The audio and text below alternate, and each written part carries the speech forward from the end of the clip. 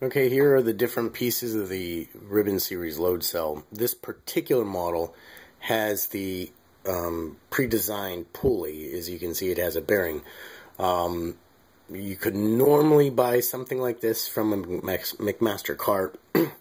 As you can see, again, it has a bearing with a retaining ring. But we're going to redesign the head, or not redesign it. We're going to design a load cell with an adapter that will go on this piece here.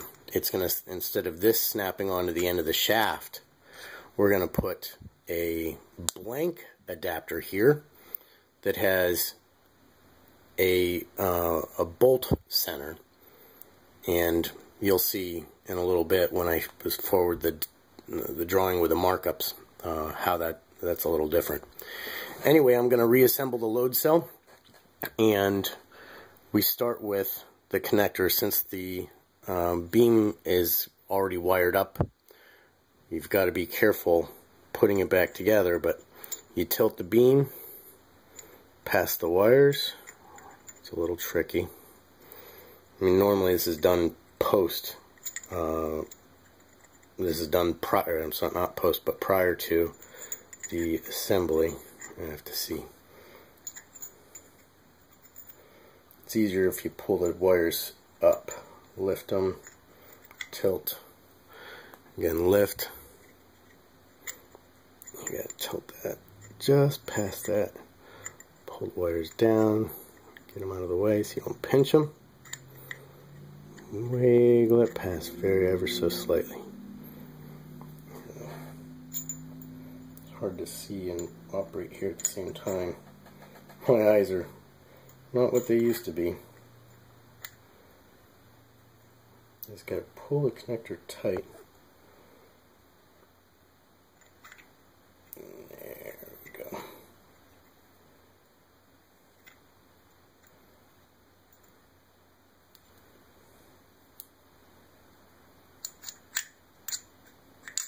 There we go. Okay, now I've got the beam back in with the wire harness connected. As I said, normally you'd shove the beam in there, pull the wires out, then solder on the connector. Normally the connector, or the wires, and the writing on the end of the beam, here you can see it says the ohm reading, but that writing is in the opposite direction of the connector. So you want to be able to read the writing, make sure that's aligned. You can see the holes through the back side. Now I'm ready to attach the beam to the body of the load cell. So I'm going to take a bolt here and just do this really quick. Get those on there.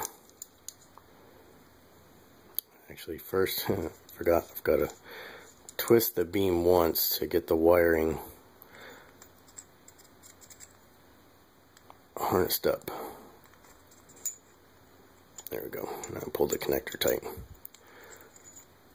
There we go. Now we're tight again. And we get the connector lined up. Sorry, this is an improv video, so it's a little rough. But anyway, get your beam lined up with the body.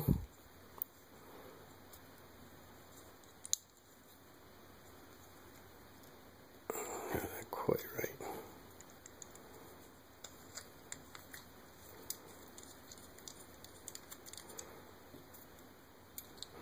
It doesn't really matter which order you put the bolts in. You know, it's not quite like a tire because we're not applying that much force, but as a general rule of thumb, it's a pretty good idea to do a star-shaped pattern. Just to make sure you pull everything normal.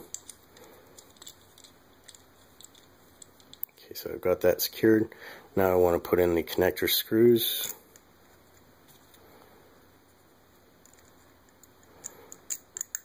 Nothing needs to be overly tight because this is all a stainless steel construction, so you know, it's not like these will be exposed to an excessive amount of vibration to the point that the screws and the rest of the assembly might fall apart.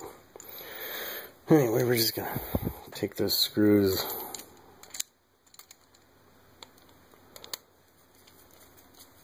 Everything just right now is hand tightening. This isn't even quite the right screwdriver. But it's what I had available at the time.